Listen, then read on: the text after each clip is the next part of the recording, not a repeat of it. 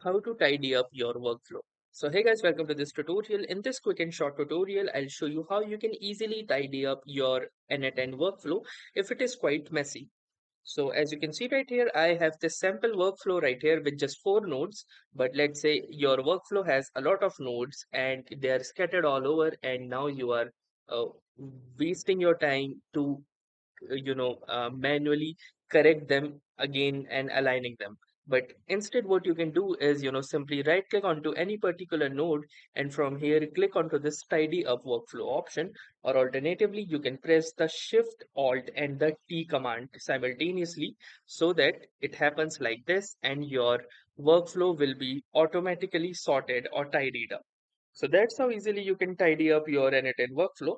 So that was all for this tutorial. I hope this video was helpful for you. If it was, do make sure to drop a like. And thanks for watching and have a nice day.